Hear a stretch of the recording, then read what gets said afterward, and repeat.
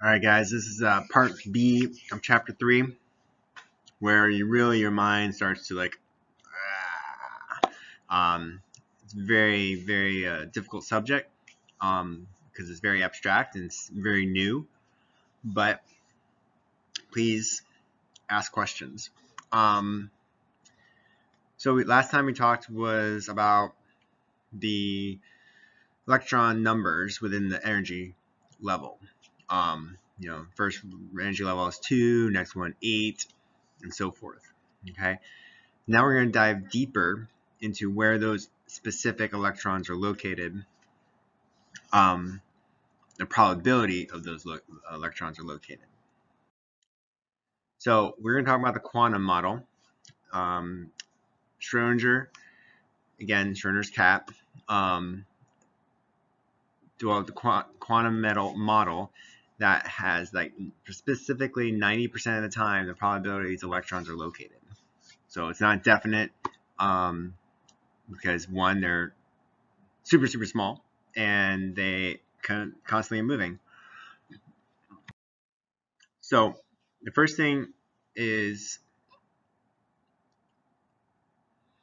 you have your energy levels, okay, 1, 2, 3, 4, and so forth.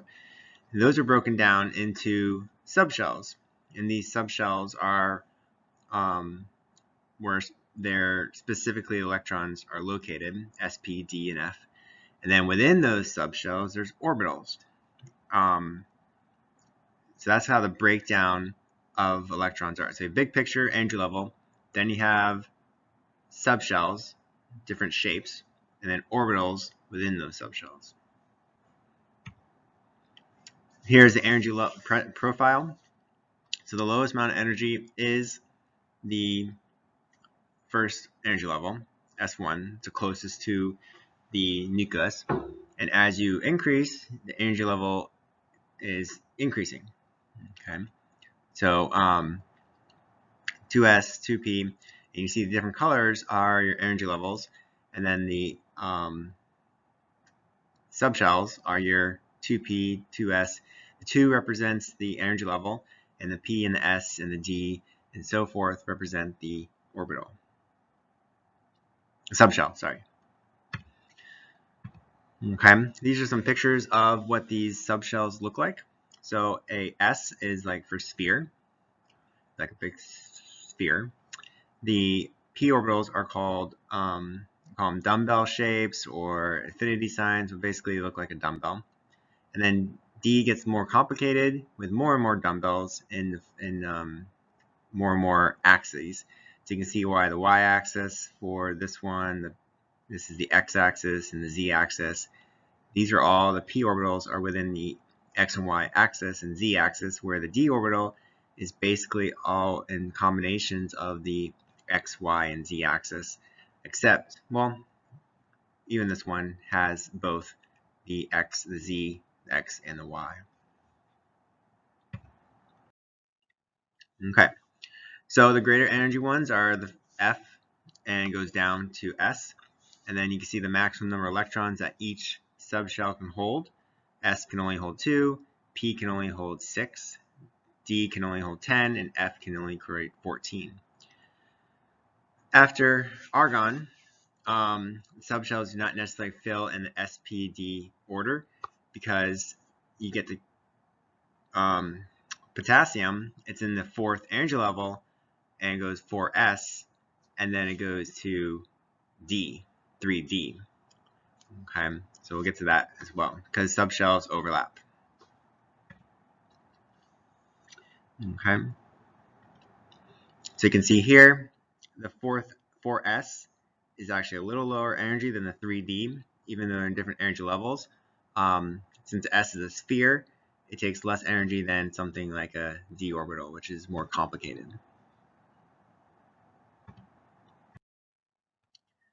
So here's some examples. Again, the first energy level, 2s can hold 2 electrons, so it's total of 2 electrons. And the second energy level, you have the 2s, which can hold 2 electrons, and the p can hold 6, so that gives you a total of 8. And then the third energy level has 2 from the s, 3, 6 from the p, and then 10 from the d, gives you 18. That's where they get the Bohr number from, or broken down the Bohr number. All right, now each subshell contains one or more atomic orbitals. Atomic order, AO, it's a region around the nucleus that can be occupied by 1 or 2 electrons.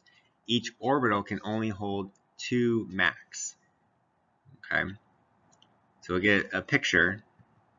So the s orbital can only hold 2 electrons. The px, so it's on the x-axis, can only hold 2 electrons. The py can only hold 2 electrons, 1 in each lobe. And the pz can only hold 2 electrons. So 2 from the pz, 2 from the py, 2 from the px gives you 6, and 2 from the s gives you 8 total. Okay? And that's the shape of all of them together. There's some other drawings. Again, you have the colored one, and it looks like an infinity sign for x, y, and z for the p. Here's some other ways to look at shapes. So you can see the S is only in the first 2 columns because those are the first 2 electrons, where in the D has 5 different subshells because each one can hold 2 electrons. 2 times 5 is 10, and there's 10 elements in these D orbitals. Whereas the P can hold 6 electrons, 2, 4, 6. So it gives you 6 electrons in the P orbital. The F's down here can hold 14 because there's 7 different subshells. Okay, orbitals. All right, so this is how you remember what the order of shells that gets filled. So basically, you write down the S's in order, column 1 through 7, and then the P's 2 through 7 P's, and the D's 3 through 6, and then the F's 4 and 5. That's where they get the bigger numbers for Bohr model. But it follows the arrows. You start from 1s, you go down diagonally, then you go to 2s, and then 2p, 3s, and so forth. So again, notice the 4s is before the 3d. So if you did 4s here, then you jump to 3d. So the 4s has less energy than the 3d. Okay, you see that also here. The 4s is less energy to be filled, so that's why it gets filled first compared to the 3d. All right, check out number 5. You probably want to pause this to work on it. Name the 3 types of orbitals present in the third principal quantum shell, so the third energy level. Okay, so you look on the third, you have the 3s, the 3p, and the 3d. So that would be your answer. That those are the 3 orbitals that are in the third energy level. State the maximum number of electrons that can be found in each subshell of the third quantum shell. So how many electrons can be found in 3s, how many can be found in 3p, and how many can be found in 3d. The total number of energy level 3 should be 18. So 2 in the S, 6 in the P, and 10 in the D gives you 18 total. So you can see how the Bohr model is kind of a stepping stone towards the quantum model. So still have the 18, but they're broken down into more specific areas. All right, let's keep going. Electron configuration. So writing an electron configuration, basically it's counting the electrons and where they're located in their specific orbital. So we write with 1 tells you the energy level, the quantum shell, so what shell it's in, so what period it's in. The S tells you what the orbital is. Okay, let's hide that. The subshell. And the 1 is the number of electrons in that subshell. So S can only hold up to 2, so either going to be a 1 or a 2 in front of our for the exponent for S. All right. So exam questions uses the 1s configuration to give electronic configuration. So for helium, it's in the first energy level, so it's 1. it only has 2 electrons, so it's going to hold 2 in the s, so it's 1s2. Where lithium has 3 electrons, it cannot hold any more in the s, so it drops down into the second energy level. Okay, so you can see here it goes to 1s and then down to 2s, and it has 3 total electrons, 2 from the 1s, and then it only needs 1 more in the 2s. So 2 plus 1, the exponents, 2 and 1 give you 3. So in your textbook, they have all the configurations all the way up to argon. You can see it's pretty just adding numbers. So you add 1 more to the next element, and then once it's filled, you got to add the next energy level or next subshell. So you can see that beryllium has now a full s. So once it goes to boron, it has to go to the p orbital with 1. And that gets filled all the way up to neon, which has 6. And then again, once it's filled, you can only hold 6 in the p. It jumps to the third energy level with s. Here's some other examples. They use argon as a configuration that know that the noble gas configuration, but chromium and copper are tricky because they don't follow the regular pattern. You gotta know chromium, once it opens up to 3D, it holds 5 and then jumps 1 electron to the 4s. Okay, same thing with copper. Once the 4s does not get filled, the 3D does for copper. Provide the electron configurations of the atoms of the following atomic numbers. So again, this is practice. You got 16. So 16 means 16 electrons. So it's basically just counting. We have 9 and 20. Okay, remember it goes 2, 6, 10. So, and follow the order. 1s, 2s, 2p, 3s, 3p, 4s, and so forth. So here are your answers. Notice, start with 2. Once it's filled, you go to 2. Once it's filled, you go to P, which has 6. That's filled. You go to S, that's filled. And that means you have, 12 electrons here. That means there's only 4 left in the P to give you 16. 4 plus 2 plus 6 plus 2 plus 2 gives you 16.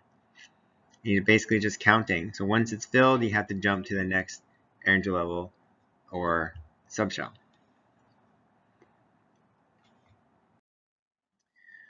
So again, argon is used as a noble gas configuration, basically skipping some steps. So argon has this configuration. So when you see the bracket with AR, that means it has the argon configuration. So for potassium, you have argon plus 1 more, which is in the 4th energy level. S gets filled first. Again, copper and chromium, you gotta remember there's the argon configuration, but chromium holds 5 in the D, only 1 in the S, and where copper holds 10 in the D and 1 in the S. Okay. So again, using the argon configuration, that's what it looks like. Give the electron configuration of the following elements: vanadium, copper, and selenium. You pause it, do your work. This is, again, remember the order, and remember how many electrons can be in each subshell. So this is what you should get for vanadium. Copper is the tricky one. You gotta remember copper does not fill the S fully. It has to fill the D. And selenium has 4 in the P. So here's the blocks. Just again, remember this S block is the first 2 columns. The D block, the D orbital, is the transition metals, and then the P block is over mostly your non-metals. Hydrogen and helium are different. They're always going to be S. Okay. Homework question. So these are going to be on your teams, and we'll go into OneNote to complete. So identify the element that has this configuration, and then identify this element that has this configuration.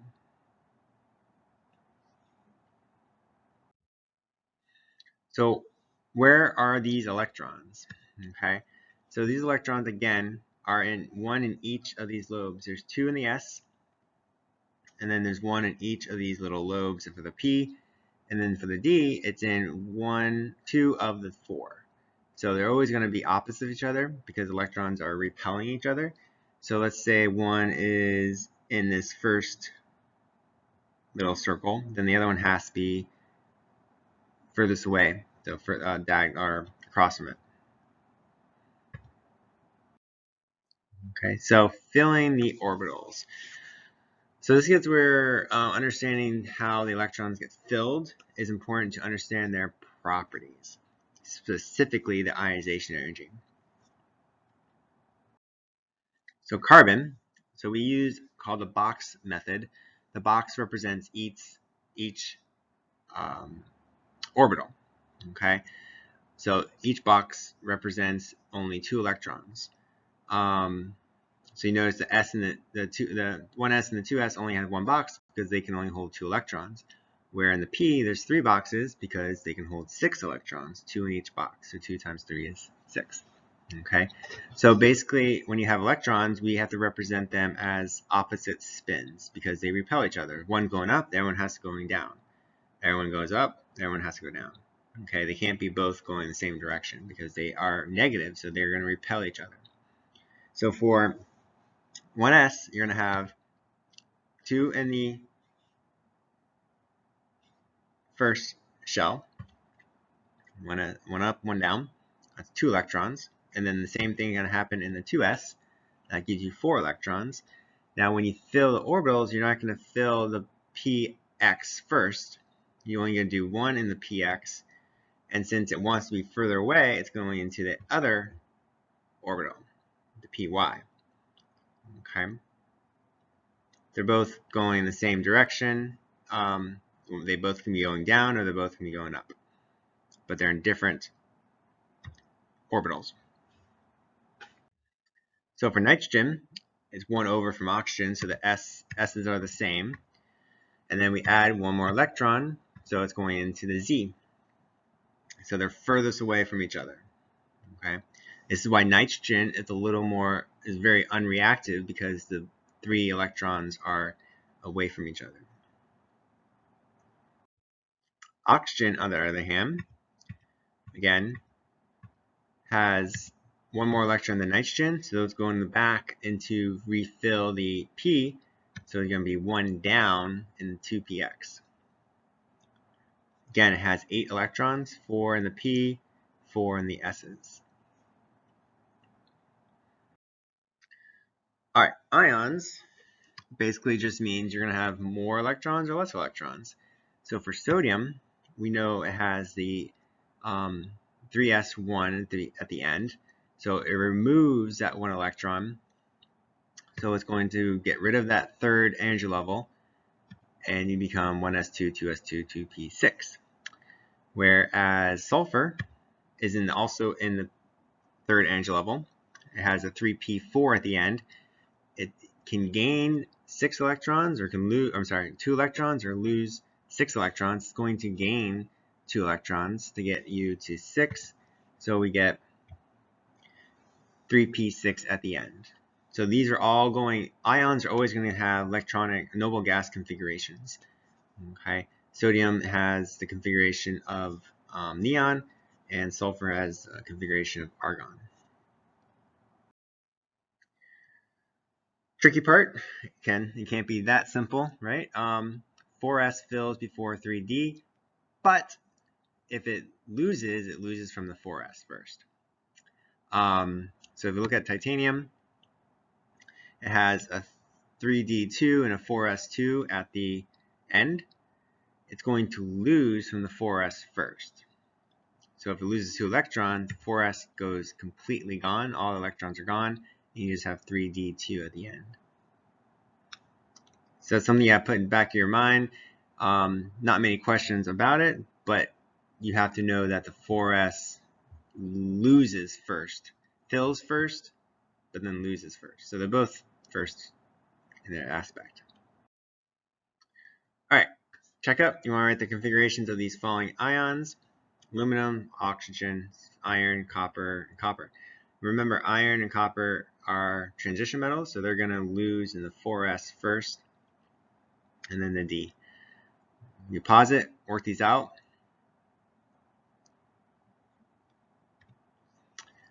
So here are your answers. Again, you can see that the iron and the copper both are lost in the 4s, and then it loses more. Specifically, the copper loses and the iron loses 1 from the D as well. Aluminum and oxygen both have the same configuration because aluminum is in the third energy level, whereas it's going to lose 3 electrons, and oxygen is going to gain 2 electrons. So both have the configuration of neon. All right, that was it. 21 minutes. Can't believe it went that fast. Please have questions. I know it's a tough subject, so we'll review that a little bit in class. And thanks.